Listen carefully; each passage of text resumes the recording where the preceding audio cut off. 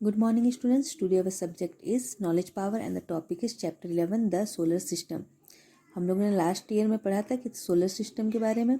The solar system make up with the sun and 9 planets look at the picture of solar system at learn about it. ये आप लोगों ने picture देख रहे हैं. इसमें सोलर सिस्टम के बारे में दिया हुआ है, सभी प्लैनेट्स को दिया हुआ है. Mercury, Venus, Earth, Mars, Jupiter, Saturn, Uranus, Neptune, Pluto. ठीक है, ये सब क्या है? प्लैनेट्स हैं. और हम कौन से प्लैनेट्स में रहते हैं? 1, 2, 3 थर्ड प्लैनेट्स में अर्थ. ठीक है, इसे ब्लू प्लैनेट भी कहते हैं. अर्थ देखो ब्लू दिख रहा है ना. हमारा सन और इसके प्लैनेट्स मिलकर क्या बनते हैं? सोलर सिस्टम बनता है. सो फर्स्ट इज मर्क्यूरी. इसे बुध ग्रह भी कहते हैं. ठीक है, यह सन के सबसे पास वाला ग्रह है. यह बहुत ही ज़्यादा गर्म प्लैनेट है. यह सन से सबसे ज़्यादा पास वाला प्लैनेट होने की वजह से यह दूसरे नंबर पर आता है गर्म ग्रहों में. ठीक है. नंबर 2 है वीनस. इसे शुक्र ग्रह कहते हैं. ये सबसे ज़्यादा गर्म प्लैनेट है. ये सभी ग्रहों में से सबसे ज़्यादा गर्म वाला प्लैनेट है. मून के बाद यह रात में सबसे चमकीली प्राकृतिक वस्तु है. वीनस शेप और डिस्टेंस दोनों में ही अर्थ के पास है. ठीक है. देन अर्थ.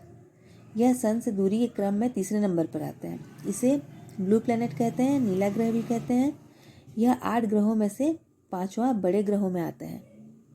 उसके बाद है मार्स. इसे मंगल ग्रह कहते हैं. ये चौथा ग्रह है और सबसे छोटा ग्रह है.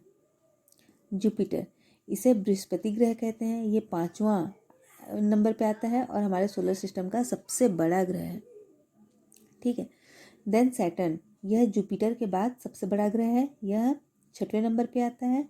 इसे सबसे सुंदर ग्रह कहा जाता है. इसे लाल ग्रह भी कहते हैं. इसके पास 62 सैटेलाइट्स हैं. उसके बाद है यूरेनस.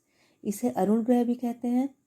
7वां ग्रह है ये. ठीक है, ये कितना नंबर ग्रह है? 7वां. इसे गैस ग्रह भी कहते हैं और ये सबसे ठंडा ग्रह है. उसके बाद है नेपच्यून. ये 8वां ग्रह है और चौथा सबसे बड़ा ग्रह है. ठीक है, ये क्या है? नेपच्यून. उसके बाद आता है प्लूटो. इसे ना बौना ग्रह कहते हैं. यह भी अन्य ग्रहों की तरह ही सूर्य के चारों ओर घूमता है, लेकिन अभी प्लूटो ना ब्लैक होल में चला गया. अभी काउंट में नहीं आता है. अभी 8 प्लैनेट ही काउंट करते हैं हम लोग.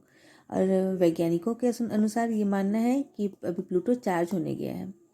ठीक है student. So first is the sun is a big ball of burning gases. Sun किससे बना रहता है? बर्निंग गैसेस से, जलते हुए आग के गैस से. The sun rises in the east. Sun कहाँ उगता है? ईस्ट में. ठीक है, पूर्व में. The sun sets in the west. और डूबता कहाँ है? पश्चिम, वेस्ट में. The moon takes 27 days to go around the earth. Moon क्या करता है? 27 days लगाता है अर्थ का राउंड होने में. We see the moon and stars at night. हम मून और स्टार्स को कब देख सकते हैं? नाइट में.